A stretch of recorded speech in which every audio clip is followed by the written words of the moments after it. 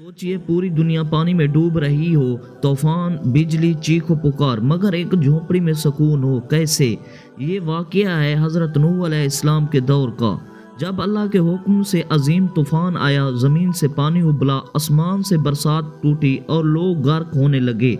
हज़रत नूह अलैहिस्सलाम ईमान वालों के साथ कश्ती में सवार हो गए, मगर एक बुजुर्ग औरत रह गई। वही औरत जो रोज़ आती थी और कहती थी, या नबी अल्लाह, मुझे भी साथ ले चलना। तूफान ख़त्म हुआ। जब हज़रत नूह अलैहिस्सलाम बस्ती वापस आए तो सब कुछ तबाह था, मगर एक कच्चे घर में चिराग जल रहा था। दरवाज़ा खुला, वो बुजुर्ग औरत सामने थी। उसने मासूमियत से पूछा, या नबी अल्लाह, क्या कश्ती अब चलने वाली है? हज़रत नूह अलैहिस्सलाम ने हैरानी से पूछा, तुम्हें तूफ़ान का पता नहीं चला? वो बोली, बस हल्की सी बारिश हुई थी और मैं सो गई। तब अल्लाह की तरफ से पैगाम आया, उसका यकीन तुम्हारे वादे पर था, तुम भूल गए मगर मैं नहीं भूला। दोस्तों, इससे हमें ये सीख मिलती है, जब यकीन सच्चा हो तो तूफ़ान भी असर नहीं करता।